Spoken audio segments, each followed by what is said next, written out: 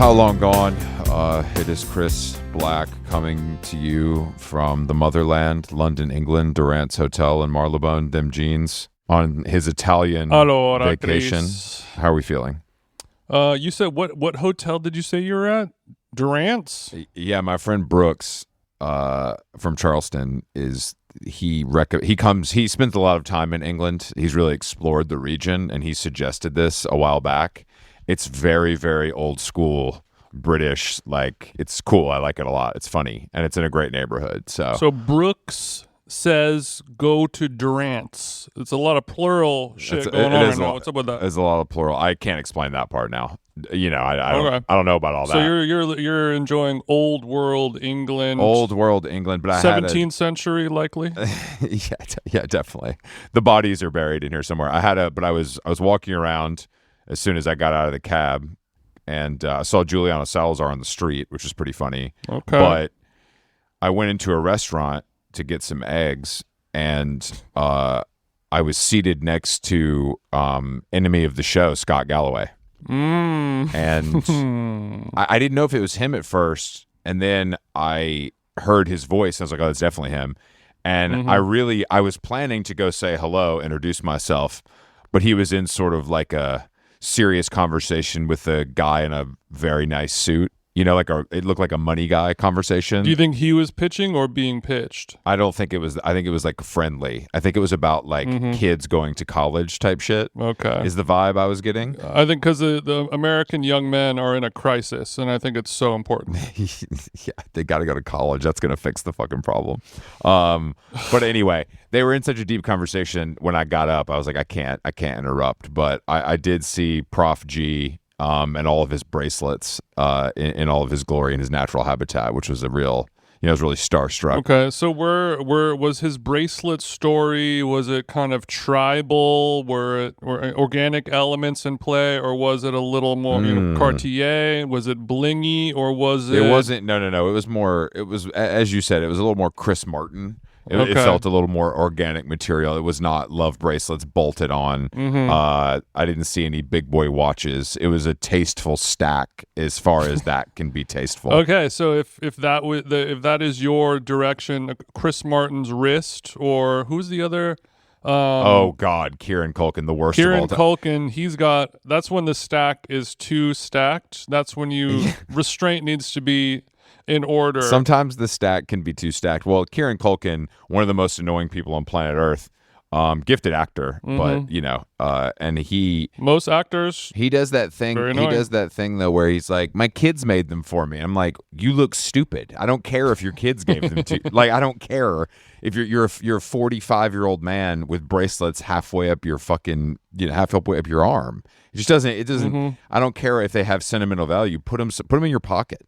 Put them in your back pocket. Yeah, my kid drew a fucking dinosaur. I'm not going to get it tatted on my ass. Exactly. It's too much. It's too much. But anyway, I'm happy to be here. Flight was smooth. Lovely. Okay. And that's it. I had a big night on Tuesday. J. Crew. We had a J. Crew party. What were we celebrating? Just Fashion Week? Yeah. Spelled W-E-A-K. W-E-A-K if you're doing it wrong. Absolutely. But I finally got to build with Martha Stewart. Ooh. Which felt Auntie was wearing a J. Crew roll neck, and I've sat next to her at something before, but she has this like boss gay that sort of runs interference. It's a great investment on her part. This time she was gayless from what I could tell in the room. So I was able, Pierce and I were both able. So she had nobody to point her in the direction and whisper in her ear, Chris Black approaching, GQ's pulling weeds. Get out of here. Abandoned ship. Obviously we just, traded pleasantries. It wasn't like it was some deep discussion, but it really is incredible how good she looks. It's shocking considering her age. And obviously she's invested time and money into looking like this, but it's paying off, I guess is what I'm trying to say. Money well spent. She's going to, she might have gone to Kris Jenner's facelift doctor before Kris Jenner did. She's mother, as they say. She invented this shit. Y'all are just trying to keep up. Yeah, I think I saw her, she posted a photo, like a 6 days ago, it says, where she's holding a roll of finger smudges on my serum bottle cover. And as if the reason why she looks like this is because of the a serum, Elm the serum, Biosciences serum product. I'm sure they do a great job. Great and product. If Elm's team is listening, drop the serum over to the house. I'd love it as a part of my routine. But yeah, her skin is much smoother than yours or mine, and you take care of yourself. I mean, somewhat. I'm a sun worshiper, as you know. Yeah, I love to bake. Sure. Which doesn't help. Martha feels like the kind of person who's going out. Martha's got a chin on her that could cut some soft tofu. Oh God! Without a don't pander to me. You look at it from the wrong angle, and it looks like a mirror. You could see yourself in the tofu. No, it's true. Beautiful, but it was. That must have been thrilling. I'm assuming you didn't pitch her on how long. Did you grab her phone and make her subscribe to our podcast for her? I did not do that. I kept it brief and professional. As best that I could. Yeah, long money, brother. Long game, long money. But I'm feeling a little fried right now. But I think that by the time you and I reunite tomorrow to celebrate the murder of this guy that everybody's talking about, what's his name? Charlie Kirk. And I gotta keep it 100 with you. I'm not gonna celebrate. I'm joking. I'm gonna keep it 100 with you. I didn't really know who that was. And this is why I was arguing this in the group chat. I was literally like, I sort of know who this is, but you guys were acting like he's a household name, and then you pulled up data to prove that I would say he's somewhat of a household name in Republican households. Yes. Is that fair to say? Yeah, I would say so. I'd say 2/3 of the American population is aware of him, and I guess that would potentially consider him to be a household name overall. But yeah, I think obviously people who pay attention to politics, people who pay attention to click rage bait on social media, people in the political space, especially right-wing conservative, he's the Timothy Chalamet or the Austin Butler of... Hold on. Did Charlie Kirk do Subway takes and I missed it? Yeah, his take was they shouldn't let black people on this train. Hey, these ice raids are good. 100% disagree. Strangely enough, I get a lot of obviously extreme bleeding heart liberal content and creators, let's say, in my feed. But I literally, I recognized his face when I saw it, but I've never come across any of his content. Like obviously he's huge, but I just feel like in today's media landscape, it's very easy to sort of speak to your base and algorithmically not be sort of, other people might not come across you if they don't express interest in other things. It's an interesting... You've done a good job in your life not having his content appear and be a part of your everyday download. My everyday struggle. Yeah. It's somehow you are definitely not the type of person who would click on like guy owns 20 woke college students, hour and 48-minute long YouTube. You're right. With 17 million views. That's not something I would ever click on. I would avoid that. But I will say that the blood loss, not to get gory, I've never seen anything like that. That was a pro. And I do think that this has been arterial hit, brother. One of the best days on Twitter that I can, in maybe years. It could be all time. This is better than Luigi, I would say, as far as content goes. Yeah, I think, we were discussing it earlier. It really was. It's the 9/11 of Twitter. Like somebody tweeted like today, like was a schizophrenic day on Twitter. I felt, I couldn't put the phone down, and I was seeing every single, because usually you get one take or the other take. Yeah. I was seeing so many different takes. I was, went from black and white to full Technicolor of all the opinions and all the takes being thrown at me. It was as TJ and the Technicolor takes. Yeah, usually the algo, it has the guardrails. It knows what's going to happen, what level, like, hey, this guy really likes watching, gnarly shit. He wants to see guys getting eaten by wild animals and, helicopter drone strikes and blah, blah, blah, and plane crashes. And then this person, not so much. They like a little, they want to see the censored light version of it. They want to see puppies playing with a baby seal or whatever it might be. This one, they took the whole, they threw it all in a bowl and shook it up, and we all were feeling the tremors. That's a great way to put it. Toss my little salad, my mental salad. I'm sure it will continue. I'm sure it will continue. The amount that everyone cares is shocking. Like, I've seen a lot of impassioned tweets being like, murder is never okay. And I would just like to say the answer to all of these questions always is, who cares? In this kind of instance, how you have feelings about this either way is sort of shocking to me if they're not a joke. Right. I mean, this is somebody who got people fired up for a living. Totally. And, I mean, somebody like that you have live footage. Yeah, it's crazy. Of him being murdered, and you see that gusher. It's something that you've never seen before. It's like that's a 9/11 or a Challenger. It's like you're watching a space shuttle take off and go to Mars, and you watch it explode. It's worse than that, though, because you see, it's faces of death in high definition. Yeah, it's shit that you used to see when you were in high school, and you would watch, gnarly, gory shit or Rotten.com or whatever, and it'd be some pixelated Guantanamo Bay thing. But this is 4K, baby. This is Gusher in 4K, and I think a lot of people were not ready to see that, and it was served up on a platter.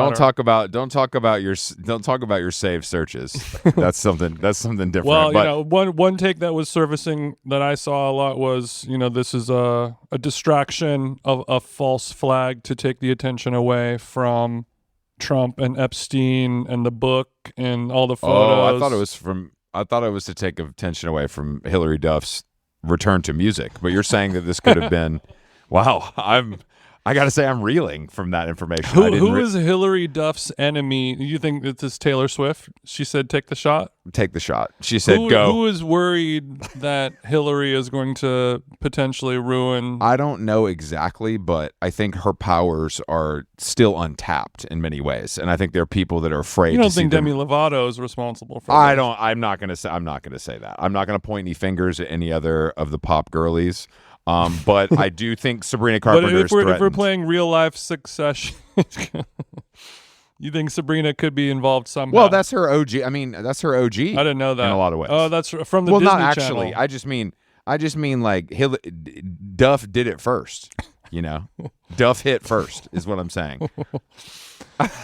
Duff did hit first, and she. Duff hit I didn't first. know that she had a new song. She's coming back. She's coming back. No, there's not a song yet. I think she's just cooking in the lab.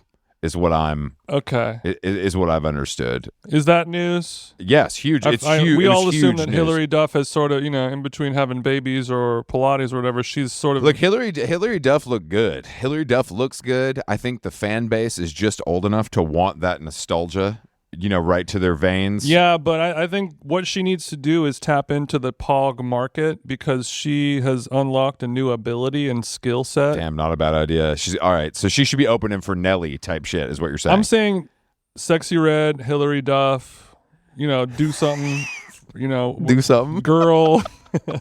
Do something. City Girls winning, make her City Girls. Okay, shit. so you want Hillary stuff. Hillary Duff is a Studio City girl. Studio City girl is what I don't think it's quite the Studio same. City Girls stay winning. We stay winning. It's our summer. All right, we have a guest today. Michael Grynbaum is joining us, correspondent at the New York Times, but he wrote a very popular book that everyone's talking about all summer, Empire of the Elite. It's about the sort of Condé Nast dynasty, a character on How Long Gone, whether we like it or not.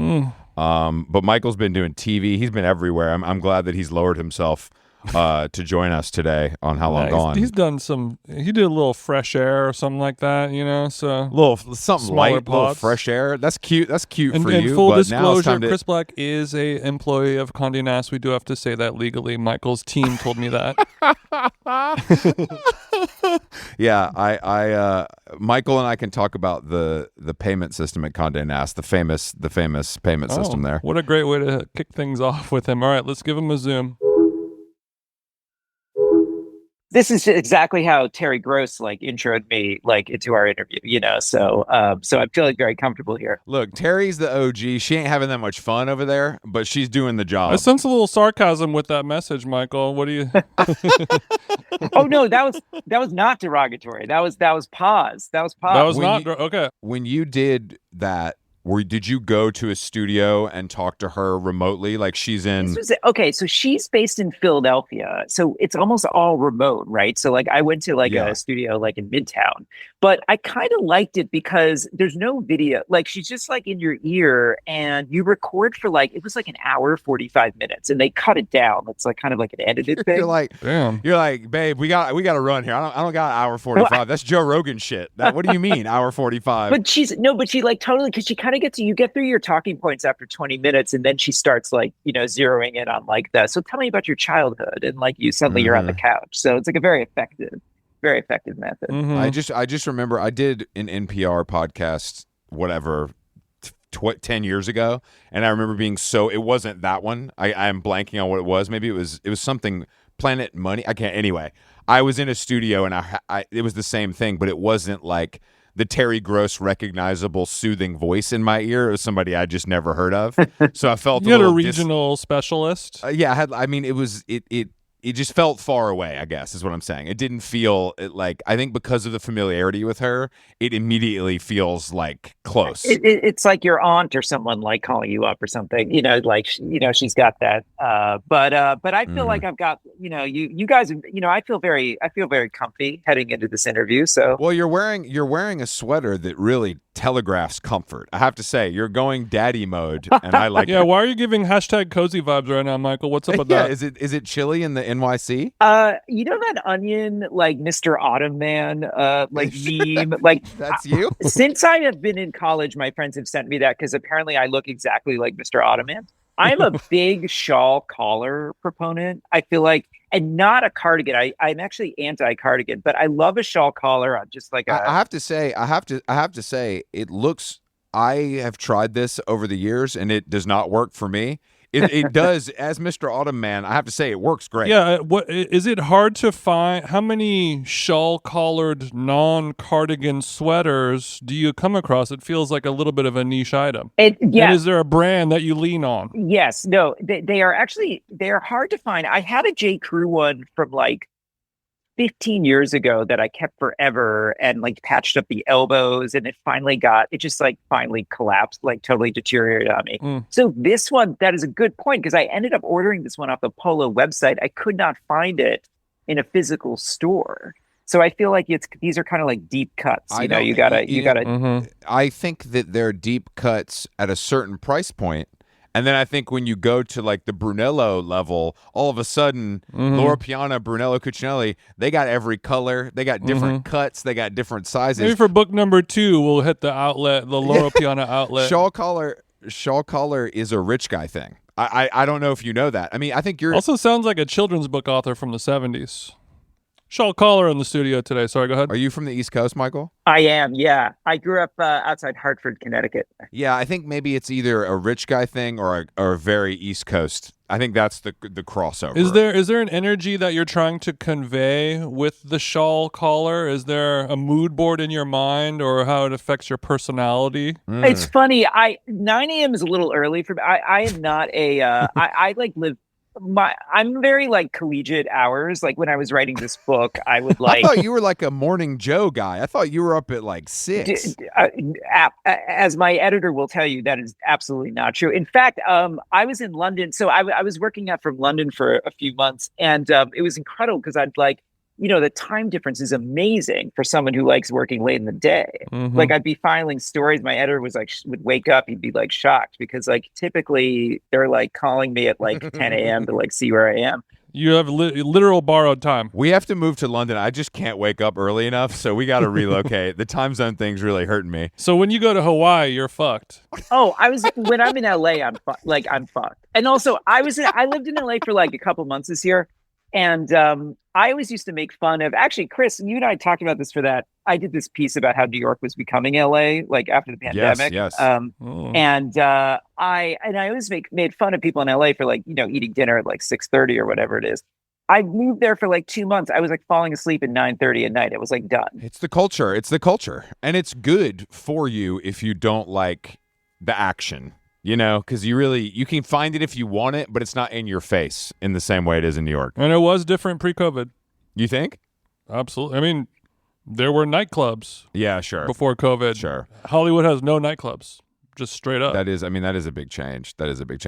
Why were you living? Did you come to London just to write, or were you? Oh, so my wife's a screenwriter, so she kind of ends up like kind of working in all different places. So I kind of get the benefit of just like following her around. Okay, so we got a little competitive household then. It sounds like when we're in the same field. Yeah. What's the word count versus word count looking like on a day-to-day basis? Every day at dinner, you guys sit down and compare word counts before you dig into your roasted chicken. No, luckily I would say there are different genres of writing. Sure, they are. There's not the direct competition. But no, we read each other's drafts. My wife's actually a great editor, although she says I'm very bad at being edited. Like I like lash out in a way that I have to. Do you lash out at the person that from your publisher, or do you just lash out at your wife when she's doing it to be nice? Whoever's giving you notes gets the claws. Gets the smoke. They can take it. I have to they can take it. We installed a rule where we couldn't read each other's drafts when we were in the same room. Because part of it was smart. Because for my wife, because she writes a lot of comedy stuff, it was like if I wasn't like laughing out loud, like that in itself was like this like negative signal about you can't hit Shorty with that's really funny. And then I would have to be out of the room because like I don't know, it was like the tension had like grown too much. But we actually worked together we'd like kind of work on opposite ends of like a living room table. So like during the pandemic when we were like kind of like locked at the same unit, we found like a peaceful working arrangement. Okay. That's beautiful. I'm glad you guys figured out where your boundaries are and you're able to work around and through them. Were you able to, was it easier to figure out the working writing schedule and just atmosphere, or was it easier or more difficult to work out what we're going to get for dinner? You know what I mean? On Postmates? Yeah, no, the Postmates, no, that can create some major tensions. Yeah. Yeah. You don't always want soup 5 days a week, do you, Michael? Because are you guys in Brooklyn or are you in the city? No, we live in the East Village. Oh, wow. You're a winner. I knew it. Because I think that part of me was going to be like, this motherfucker's going to be like Park Slope. But you said East Village like a man, and I love with the shawl neck, you never know. That's true. The shawl neck could throw me off. Oh, I just do laps around Prospect every morning, so that threw me off. But East Village, there's so many options. It can be debilitating, honestly. The dining options in the East Village are, some would say, most diverse in the city. There's so much all the time. Move over, Queens. I feel like my biggest perk from here, so I'm like a block from Russ and Daughters, so because I can do like the 3 p.m. on a weekday Russ and Daughters where you just like walk right in. We know the guy without job vibe. Don't worry, we kind of mastered that here on How Long Gone. We know all about it. It's a perk of having a flexible schedule. You can go to very, very busy restaurants at the right time when they're not very busy. The off-peak East Village living like perks are, I would say, like top notch. And also I feel like, so when Chris, you and I talked, like when there was like this LA vibe coming into my neighborhood, because I was getting like Remedy Place, like all these like kind of wellness centers, and Jelena, I always mispronounce it. Jelena's actually, we can get into it, but I go there relatively often because it's really nice. Like, it's very well done. And I love any business that does a fire insurance scam. That's one of my favorite. Like, I want to support you. If you successfully scam an insurance company, then I'm going to support your restaurant until you close. Little Abbott Kinney Lightning, they call that. Yeah. Yeah. It's a regional. But you're saying, I don't know if it's thriving as far as business goes, but you're saying you saw this stuff creeping in, and that's why you wrote that story. Yes, exactly. Yeah, because like I, especially NoHo area, you were getting all, and there was like a Goop pop-up that opened, and this was like kind of like in the pandemic when people suddenly like I called up Resi, and they ran this like data analysis for me that found that the New York City reservations had gotten like 45 minutes earlier Oh, in wow. aggregate, Yeah.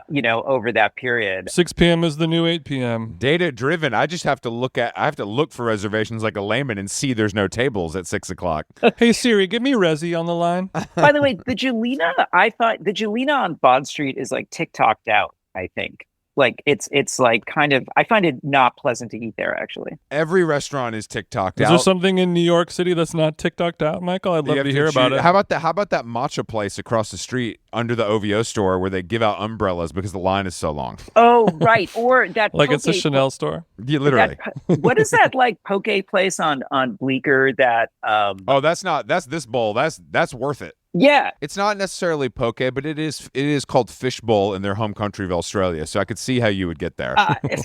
You know what? I don't know the nuances of those bowls. I think I need to. It's more of a miso salmon or a sashimi, but I understand kind of where you're coming from. It's poke-inspired accoutrements, though, Michael. You're not wrong there. But it's the busiest restaurant in New York. Like it's harder to sit down and eat your $20 bowl there than to eat at any real restaurant. Yeah, then that is true. I kind of still do the OG Sweet Green lunch. Welcome home, Michael. Yeah. They have a great new autumn menu. See, the thing about the menu changes at Sweet Green, if you're a real head, you don't even glance at those because you got your shit locked in. I live.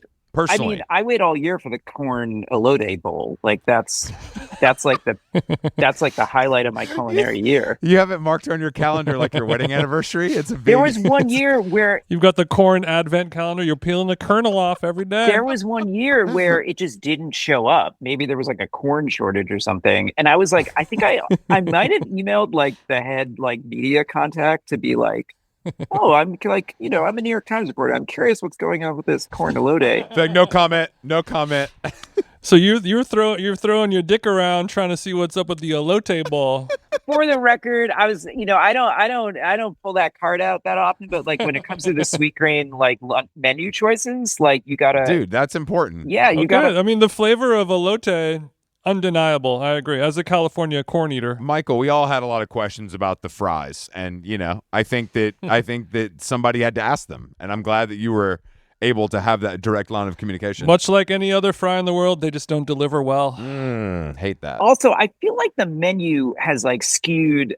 Probably because they need to like raise their margins or something, but it's like skewed less healthy. Like the fries, they're like adding a lot of like. Well, I think like everything is breaded meats. I think everything's being affected by the protein maxing trend that is taking over our lives. Where, I was at lunch with a friend the other day. We had a full lunch, and then he got a smoothie after because he needed more protein.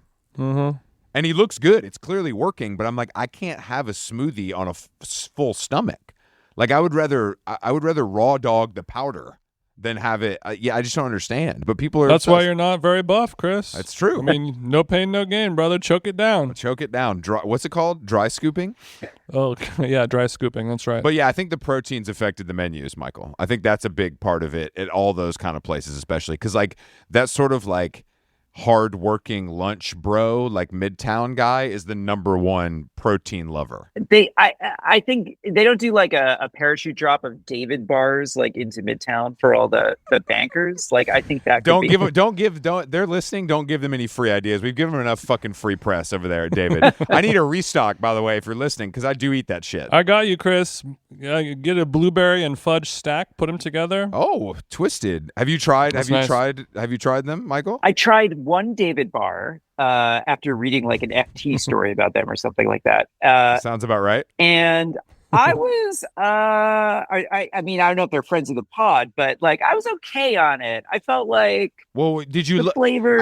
I think if you're okay on it until you see the calorie to protein ratio, and you're like, well, you know what? Maybe this blueberry pie tastes a little better. All things considered, no NPR. It's a good value prop. It's a protein prop. It's a protein prop.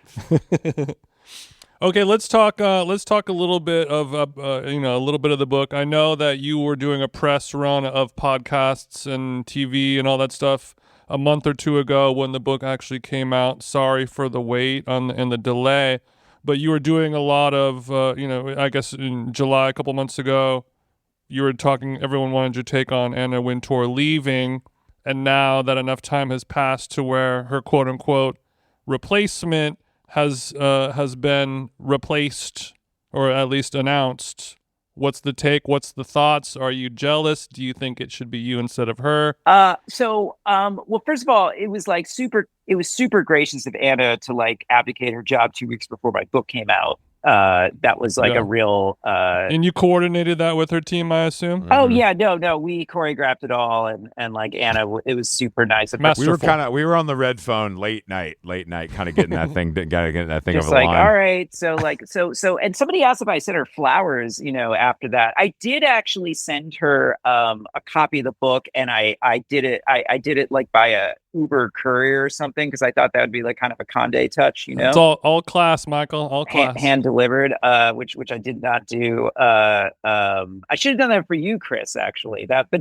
Didn't you like? I feel like I sent you a note and you were like, "Oh yeah, I already got the galley and read it like 2 weeks ago." You were like, when I see something I like on Instagram, when I see something like that popping up, I go to the source, because I'm not going to bother you with it, because you're there's a PR person whose only job is to send that book to people like me. So I go straight to them. I imagine you like Miranda Priestley style, like having your assistant, like, go out and, get you the copy on the train or whatever it was. Michael, I wish I was sending my hot assistant with my green American Express card to Mulberry Iconic to buy all of the new titles every month when they come out. But sadly, that's not. For the twins? Yeah, podcast isn't doing that well. We're doing fine. Yeah. We're doing fine. We do have a driver, but he's not on 24-hour call. When he drops us off, he doesn't stay outside. He goes events. And I mean, we own the car, but we let him drive it. But those David affiliate links are going to add up, guys. They're going to add up. They're clicking. Yeah. But I think that because I actually I was interviewed for a story at Airmail about the status galley and how that's like a thing now. Right. And I'm part of, I admitted in my quotes, I'm part of the problem. Like, there's nothing I want more. Like, if I had Lena Dunham's new book right now, I'd be shitting on you haters, but I don't. But Is the galley the new screener, Chris, since it's a physical object? I mean, to me, it's better because I don't care about movies. And I think that the screener feels a little more easily accessible to a wider crowd. No, but I think you're onto something about the tech. The physical object, right? Yeah, Larry David's kid's not going to post a screenshot of the TV. Some people like to, if they're like logging in to stream it or whatever. Some people like to see the watermark, Jason Stewart watermark bouncing around on The Conjuring 2. No, but a picture of Sally Rooney, on the deck of my boat while I'm vacationing. Exactly. But this started. I mean, at least I remember it starting with Kendall Jenner. Honestly, Kendall Jenner years and years ago. What was that girl, Jason? We were friends with her. She did the show. She was Brandon Wardell's friend. She wrote that funny book that had a purple cover. Oh, God. Yeah. You asked me this like a year ago, and I had to Google it. I forgot what it was. She disappeared, but that book basically sold because it was like Kendall Jenner on a yacht, and you could clearly see the cover of the book. So I think it's no different now. If you get it before, it's even better than if you get it, have to buy it yourself. I think status galley plus shawl collar sweater is like the new stealth well. Or not so stealth, not so stealth well. But did you guys sent a shitload of these out though? I did. So, well, it was funny. I mean, I wanted the book to go out. There were a lot of people who I wanted to read it, and then I also felt like fashion world people in particular can't read or no. So I'm a media reporter, but like I haven't actually reported on the fashion world. So the Vogue of my book, which of course was like an important part of Condé Nast story, like that was probably the part I felt kind of like most vulnerable on, right? So like I kind of like I love Lauren Sherman and Line Sheet, and I wanted to make sure like kind of that she could get an early look at it and like get her feedback, and like so there was like a certain, so I was trying to there were certain like subculture demos that I like wanted to make sure. Let's talk about the fact checking process. Just how long that took, how aggravating it was, how much good stuff you had to remove. That was by far the most painful part of the process, but also in a funny way, like so exhilarating. So I hired an amazing former New Yorker fact checker named Samin Gohar, who was incredible. And I've been at the Times for 17 years. Like I kind of was like, okay, I'll fuck up a few things, but I would get back these chapters. It was like, it was like someone had been fucking slaughtered on the screen. Like every single sentence was marked up. I also got my book was a pack of lies. Like I had gotten just so much stuff. Just I misremembered. Everyone lied to me. Everything I said was a lie. I can't. It I looked just like the couldn't do it. Epstein reports. It was all redacted after redacted page. No, exactly. But in a funny way, it is like, and so I'd never been through like a formal fact check before, because at the times we just like do our own quick fact check. Like we don't have like an outside person. And but in a funny way, it was like kind of exhilarating because it's like someone engaging with your writing on such a close granular level. And honestly, it was a better book. I mean, not just yes, now the book is true, which is a good thing. But I felt like she really like would challenge, like, well, this sentence doesn't quite match up with this sentence from like 4 chapters earlier. And like, it was, yeah. So that was like a 6 to 8 week process that I went through. And it was like right before the manuscript was due. So it was like a crazy kind of rush to the finish. But I had a good time with it. So you got a pre-edit before the editor edited it. Yeah, it was all kind of happening simultaneously, which is like a funny thing too. Like publishing is a weird, I mean, the whole book publishing process is like was totally new to me. And it's like a lot of like kind of waiting around. And then all of a sudden it's like a crazy rush to get the thing done. And, suddenly you have like 2 weeks before we lock the whole thing. And like, I mean, that is, I feel like this is there's some legalities that have to be avoided. There's some stuff. There are people that are litigious in this book for sure. Yes, I did have to track down. There is a story about, now, of course, telling the story, I got to be careful, but Julian, the former maitre d' of the Four Seasons restaurant, who was kind of this notorious figure, he ended up getting like, I think found guilty of some sort of sexual assault or something where he was like groping patrons. He was like a sketchy guy. Look, you got to get a table somehow. I mean, if he wants to give me a little tug and I get the corner, I'm fine with it. But I understand others aren't. So, Four Seasons in its prime, hardest table in New York, especially for lunch. So this was a whole chapter about Art Cooper, like the legendary GQ editor who had like a permanent table at the Four Seasons and had died at the Four Seasons famously. Like right after he left Condé Nast. It's too cool. It's too cool to die there. It's too cool. I didn't know that this person died at the Four Seasons. Was it just like a heart attack, or was it a choking to death on a? He had been doing some faddish exercise process, and he was there with Dave Janchenko, who was like the Men's Journal editor, and they were having lunch. And it was like 3 months after he had left Condé. And I think, he had a stroke. I mean, the funny thing is, like, I would talk to his close friends who were like, yes, of course it was tragic, but like, there's no other way this guy would want to go than, collapsing at like his favorite restaurant in the world. Oh, I would love, oh my God. That's like how I say I want to die in a helicopter. I want to be going from JFK to the East River. You want to die in the Porsche Cayenne Delta 360 on the tarmac. You want to get fucking run over by an Emirates jet. Yeah. I want to get hit by another plane. But dying at the Four Seasons, but you're saying that's Julian, diamond status death. Yeah, that's diamond platinum. Yeah. But you're saying that Julian had gotten in some trouble and maybe you had whipped that up a little bit? So, okay. So there was a former, no. So there was a former GQ editor who told me a story that he had like groped her in a car. It was like, one of these fucked up things. But so the lawyers were like, you got to get a response from this guy.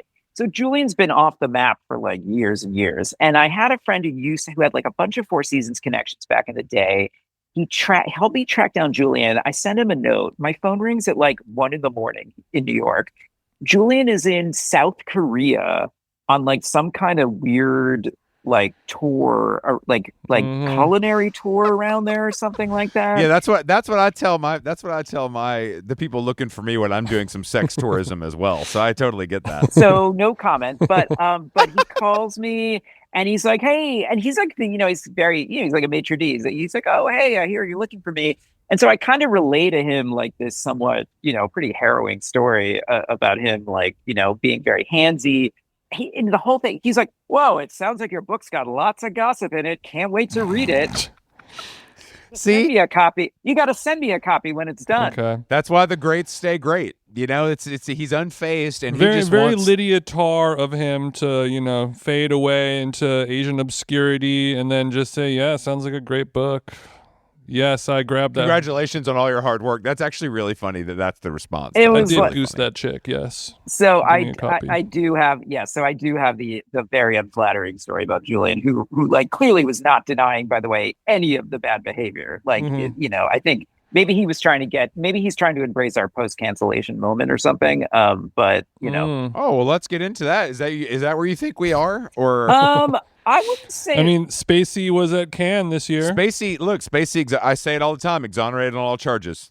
Exonerated on all charges. Say we're post entirely, and I think that like a lot of people went down who deserve to go down. But this is more like a general comment that I feel like I see a lot of people kind of coming back who are. I just feel like there's a lot of people. I went to a book party for Bruce Weber's new book, and I'm upset that I had to miss that because I was at Pamela Hanson's, which was the same night. Oh, that's right. It was like And- Battle of the '90s. Like, Yeah, but Bruce, and I've said this before, and I'll say it again. Gay stuff just doesn't count in the same way in the public eye. It doesn't, whether that's fair or not. It's just true. Like people are kind of like, Bruce Weber made hot firefighters from Iowa feel uncomfortable, and it's like, okay, like that's not a sentence to death, I guess, is what I'm saying. I'm gonna invoke my my journalistic neutrality card here and let others kind of. But what I will say observationally is that I went to the Bruce party, which, by the way, I just want to shout. Hold on. To be clear, you're complicit by going to the party, but we can get into that. We can get into that offline if you want. Okay, but as a reporter, I it's my responsibility to like have a front row seat to like what's going on in the culture. You're just at work. You're just admiring that beautiful new volume from Toshin. It's your job. Yeah, and it's Joe Budden's job to go watch Chris Brown live in concert as well for journalistic reasons. I get it. I would say that there was like Calvin Klein showed up at the end. The OG. I saw the pictures. Yeah, had a nice hug moment with Bruce. I felt like there were a lot of, there were a lot of mainstream, fashion editors who were there. And I don't know. I mean, I just think, I think are there people who still think what, Bruce is accused of was problematic? Definitely. But I'm just saying, like, I think there was a time a few years ago where like nobody's even hosting a book party for Bruce Weber. Mm-hmm. So that's kind of what I mean about like the tolerant, Can you put a price on seeing those two queens hug after making all those great images?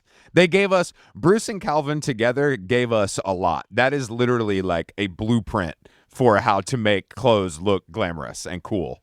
And I think that is powerful, and it's tough. It's also new generations care way less than we do.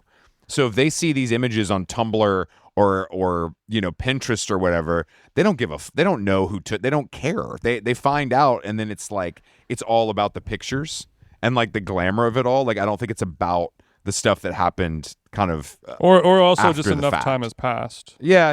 Enough time has passed. I also think that there is like a return to glamour right now. Like I think people are kind of thirsty for that. Yeah, Valentino tried to bring back Studio 54 last night, so it's a sign for sure. I just think like the world is so fucked up in other ways. It's like, well, why maybe we need a little more beauty and a little more like aesthetic, like joy, like in our lives, and like I think like even like that's why we podcast, Michael. I mean, we should talk about because like it's so funny audio only. It's so funny. So my book has been often put in this like series of like Graydon's memoir, the Keith McNally memoir, the Barney's book that just came out like last week. Mm-hmm. And it's funny, right? Because I handed him my book like a year late, so like it easily could have come out like the year, but well, not so easily because I had to write it. But like it's funny how these cultural moments happen, and I do think I don't think it's coincidence that there's like this kind. To me, it's also about a yearning for the monoculture. Like that's a topic that definitely that's very real. I mean, I watched the VMAs the other night, and it was like all I could think about was like every person performing has fans that know them and don't know anyone else that's playing, if that makes sense. Like it was just there's no sort of young blood. I'm here to see my guy, and then that's it. Yeah, I think you're right, and I think some of this stuff is glamorous, and it's also like, yeah, you're right. It was a time when everybody knew what this stuff was. Yeah, well, at least like everyone, you could be part of the same cultural conversation. One thing I've heard twice in the last 2 days, like from very disparate voices, is I wish there was a big Sunday HBO show on right now that we could all be like talking about. Like I feel like the last one that did that was White Lotus because they parcel it out week by week. But to me, like with shows that, first of all, there's not a lot of shows on right now that I think people are super into. But like when you got the binge series where like everybody's watching on different schedules, it takes away that kind of common conversation that we used to have.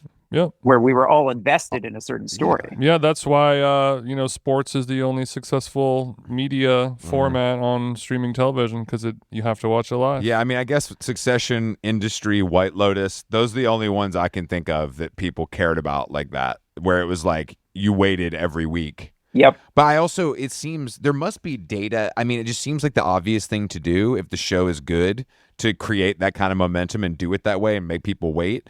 But they do it so sparingly. It makes me believe there must be data proving it doesn't work. I mean, part of it might be the numbers thing because, like, think about shows like Succession or like Mad Men, right? Which, like, I think in like our world, like everyone's watching, talking about, like, the audience is actually pretty narrow, right? Like, True. The funny thing is, I used to look at like ratings reports, and like Big Bang Theory reruns would be like the most watched shows in the country, Yeah. But that said, like I feel like there's a certain, I don't know, there's just something nice about having like that common conversation and like I don't know, I'm trying to look at the fall schedule and see what's coming up. I don't know. There's like that Mark Ruffalo show. I haven't watched that yet.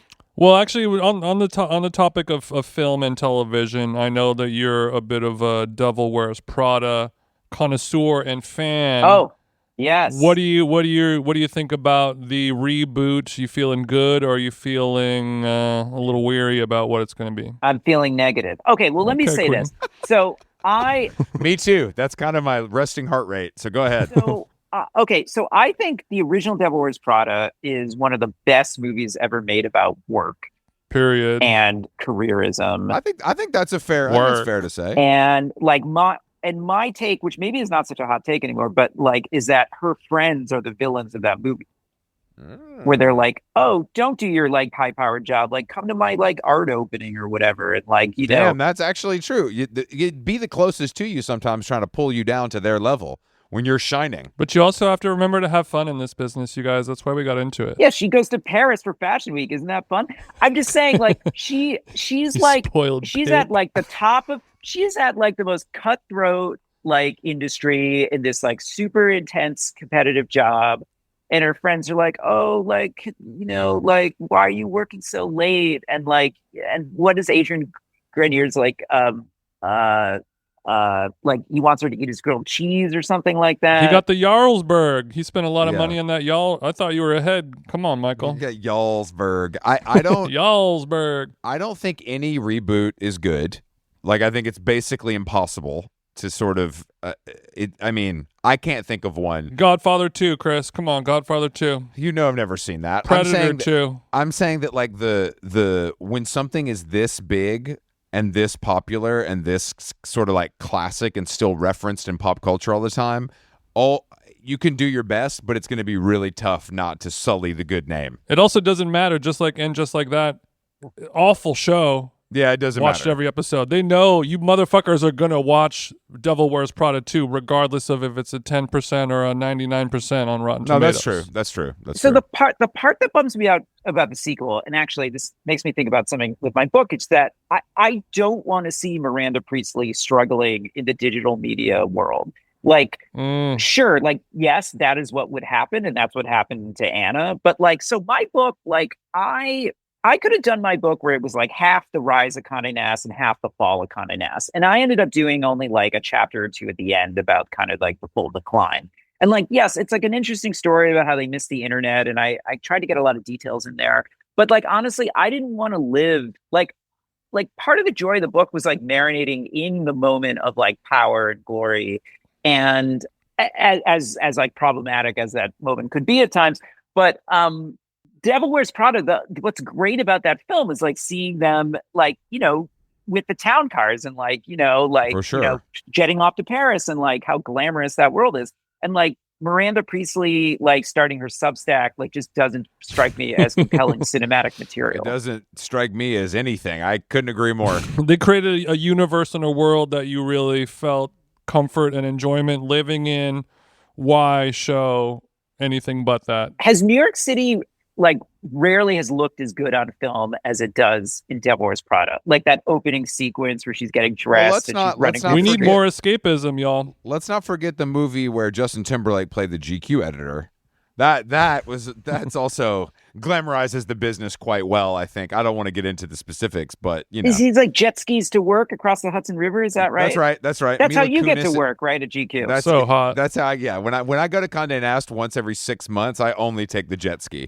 It's a Sea-Doo, but I've done some aftermarket work to it, so it gets me there pretty fast.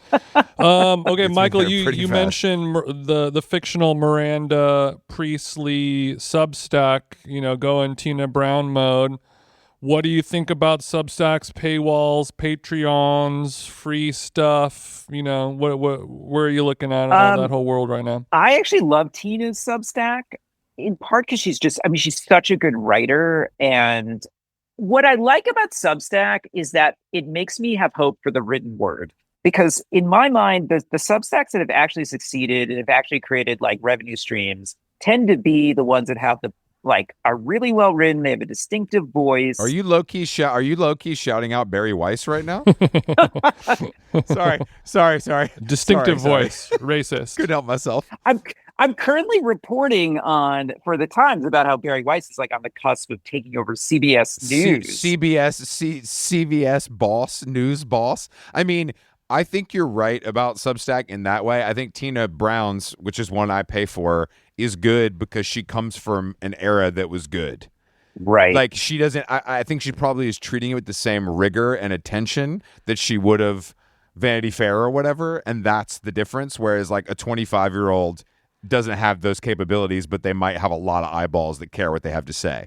That just doesn't mean I'm going to be interested in it myself. I'm trying to think here because like the ones I pay for, I mean, maybe this is my own bias, right? So like I pay for Emily Sundberg. Like I think she has like a unique voice. She's got like a sensibility that feels coherent in the way that like a magazine does. I learned something from Emily. That's the thing. I actually, whether it's something I need to know or not, I never open that and don't come away with something. Caitlin Phillips has her gift guide Substack, which I like is filled with the most amazing recommendations and like obscure kind of like literary decorating tips. Yeah. And I find that like something I can't find anywhere else.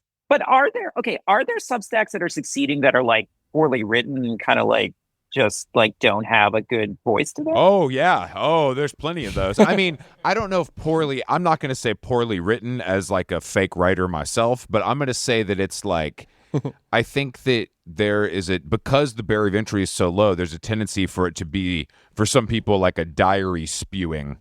And I think for that to be compelling, you have to be very good. Yes. And I think that but you don't have to be very good to find your peers that are willing to pay $5 a month to read you talk about your boring daily life in Brooklyn. Yes, I agree with that. I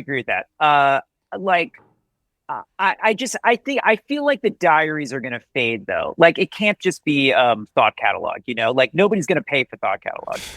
My king. I love Thought Catalog. What a moment in time. What do you think about not paying for stuff? I've had a theory, and I've said it a couple times over the years, that the advertising model is not really failed, and it would be saved if advertising just became great again.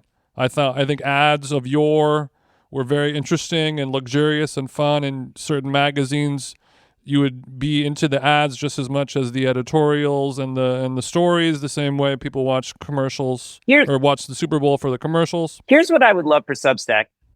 Not to be too radical here, but what if like a bunch of writers who I like, who have interesting things to say, were all packaged into like one Hold on, Michael. Are you saying like a run club for writers? Like a magazine? Is that what you mean? Like just like there's maybe like what, some beautiful advertising. But why split my $5 a month with 13 other people in Ridgewood when I can keep it all to myself? You know what I mean? I think that the reach, like I think Emily's definitely hired people like Laura Riley's hired people. I think if you can get someone great to do something you can't do in your same realm and expand the reach, I think that makes a lot of sense. But that really becomes also, I think the whole joy of making money on Substack is you can sort of sit in your fucking room or sit in your hotel room and bang it out and get your money every month no matter what. Once you start having contributors, they're late.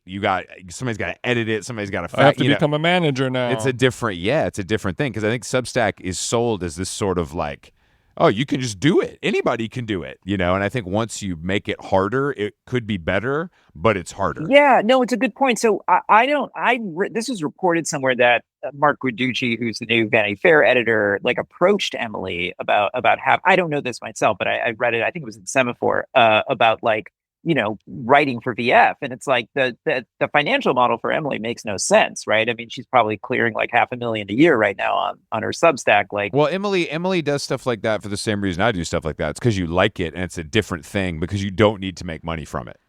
Like if you like, she writes she'll do like those big GQ, the Zen story, for example, or whatever. It's fine to do that when you don't need to pay your rent with that money because you can take your time and just do it for the love of the game, and it makes you better, and people see it. Different people see it.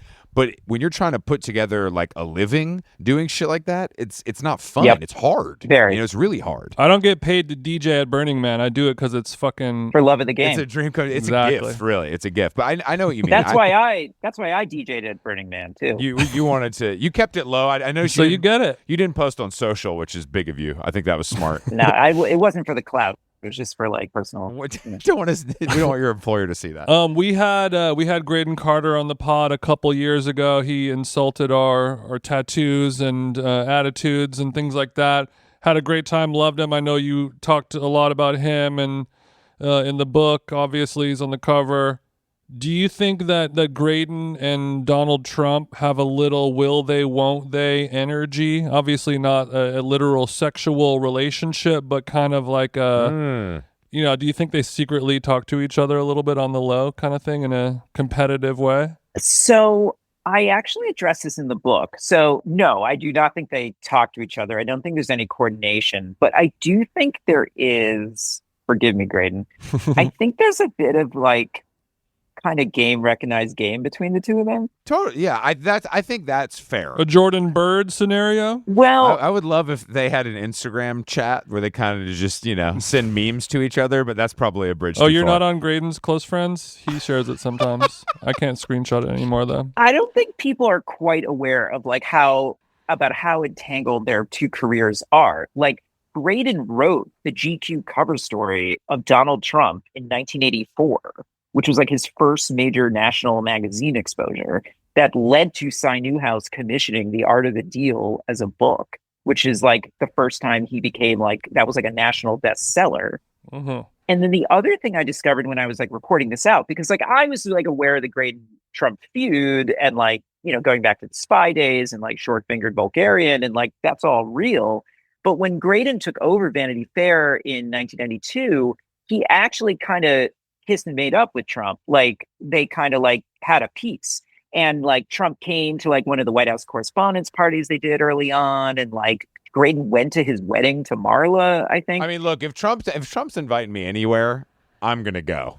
It's just how can you turn that down? It's sport at that point. Oh, totally. And like I don't blame Graydon for any of this. Like Trump was like this pop cultural figure for like decades in a way, and of course, like who would ever known like where his life would have gone. Mm-hmm. But like the two of them they're both in a way like these kind of like strivers who like created like Manhattan lives for themselves, and like I don't know. It's just it's like totally fascinating kind of like pod to do it between the two of them. I would say the biggest thing that sticks out to me is they both have just iconic heads of hair. Totally. And they're different. Interesting. They're different, but they're both like I could recognize them as a silhouette. And that's powerful from a branding perspective. Yeah, just on hair alone, their healthy competition. At your party, Michael, I was wearing this spy shirt that I've had for a while, and I was like, this is the perfect time to wear it. The only place people will understand this. And Graydon sort of acknowledged it, but then also, he famously hates tattoos. So he was like, nice to see your tattoos again. Mhm. Because everybody else is kind of wearing like a suit, which I normally would do. But I was like, this is my night. I can wear this shirt one time where people understand it. But you could have been wearing a Tom Ford suit if your little tattoo was peeking out under the sleeve. He would still talk to you like Yeah. a dock worker. His disdain for tattoos is something that I love. I think it's so awesome. I think it's fun so to triple cool. down on. It's just such a cool thing to be like, nah, fuck that. Like, the thing I'm most proud of is that none of my children have tattoos. It's just too cool. It's too cool. So you know about all his rules for the office at VF? Like I reported this out. Yeah, so yeah. like rubber-soled shoes were not allowed Sick. because he could not deal with the squeaks. Like that was totally verboten. Dunkin' Donut. I don't think this actually happened. Oh, yeah. Somebody told me he fired an assistant because the assistant was drinking Dunkin' Donuts coffee at the desk. I'd fire an assistant for that. In Manhattan, if you're drinking Dunkin', if I have to look at that logo in my office, you're out. You're gone. There's a million people that'll take this job. Get out of here. Sends a message. Yeah. Can I say, by the way, speaking of post-cancellation, Scott Rudin, who, look, as far as I know from the reporting I've read, was like horrendous and a bully to people. But I remember reading a story, and there was one example where Scott Rudin's assistant, on the first day he gets there, and Scott calls his office, and the guy picks up the phone and he says, Scott Rubin's office. And he fired him. As you should. And I was Can't like, do that to the rude dog. I was like, that's fireable. You can't do that to her. He's too. He'll throw a phone at you. He's on his Rubin? Naomi Campbell. Like, yeah, You're working for the guy. You can't say Scott Rubin. he could have. He could have been nervous. He could have been nervous and just to slip up. But we don't have room for that. In the powerful world of Fail fast. Hollywood and New York elite, you can get fired for having a Dunkin' refresher on Your your eyes desk. are in or you're out. Yeah, literally. I think all of that's fine. What do you think? Who's buying airmail? What do you think, Michael? Who's buying it? How about you guys? I don't. I'm like not super liquid You mean right like now. how like we're the buyers, or what is our opinion? Who do we think? How long HLG buy? No. I was gonna say you guys could buy it. Who's gonna buy airmail? I think I love reading airmail. Like I think there's such great like unexpected stories. There's no better place to get a salacious story about a private school that I can't pronounce. And like it's true fantasy land. Like Vanity Fair, I feel like because the stories were so long, it would sort of have to be tagged to like British aristocrats that you like sort of are familiar with their names. Airmail, because it's a little bit quicker, it can just be like, yeah, this private school in the Northeast, like some shit went down and you need to read a quick 1,000 words about it. And I always do. And here's the top 10 coasters that you need for your study. Yeah. But I think that I like reading it too. But I think that like when people say stuff like that's for sale, I'm like, well, who's going to buy? Like, how many buyers are there anymore? Like, how many things can Penske buy and then lay off the staff, you know? I don't have a great answer for this, which is, I guess, not a great sign. But like, look, I mean, I think there's a lot of talent there. I love the fact that they're even still doing long form journalism and also kind of in a beautiful way. Like, I love the photography and like, it looks good. They spend. I mean, I think that like. I think that's the thing about Substack too that bothers me is that it feels like no one puts in much effort to how it looks. Like I was joking with Jason about this. I would rather get like the way Rachel sends out her newsletter and it's a BCC on Gmail. Like I like the way that looks better than the way Substack looks. And Airmail, whether you like what they're talking about or not, it's presented very well. And I think that always is going to appeal to a certain person. You know, I just like. There's got to be some literate billionaire out there who just wants to like have Graydon throw parties for him, and like maybe that's the way it, you know. Donald Trump, he's the only one. That's He'll right. do it in a spite purchase, 50 cent style. I love a spite. Look, I'll give you full price, kill. but I'm the boss now. We have some changes, editorial changes. Okay, well, you Chris, you brought up the party for his book. That was where you got to wear your Cool Spy shirt. And I wanted to talk to you, Michael, sort of about the importance of events back in the day versus now. Obviously, nowadays, that's a huge part of the business model of these magazines, or the money you make from corporate sponsors for events and things like that is a big portion of it now that people don't buy magazines anymore. So one part, events through the years, and then also, just some tips on, aside from being famous, what are some ways that you would recommend for people to get into these elite events? Because a lot of people are left off the guest list who are quite famous. So Tina Brown was way ahead of the game, actually. When she was at the New Yorker in the 90s, she was putting together these like conferences where New Yorker writers would come, you know, interview notable people in their field. And like she had a really hard time getting Condé to agree to that and like to give her money for that. Like I think they just found that extraneous. Which is sort of ironic because in a way, like if you think about the VF Oscar party or the Met Gala, like those are just marketing events for these magazines that like kind of became these cultural phenomena. Mm-hmm. And this goes all the way back to so Condé Montrose Nast, the guy who started this company in 1909, he had a penthouse on Park Avenue in the 20s where he would host these like they were like the VF Oscar parties of the day. Like it would be politicians and movie stars and moguls and business people. It's in the And parties are in the bones, basically, of the company. I mean, because if you think like what is a magazine in its best form should be like a printed form of a party, right? Where you're bringing together like a really interesting cast of people where you're sort of like finding fascinating characters from different walks of life and it's all there for you. And so the parties to me are like these IRL manifestations of like what a magazine does at its best.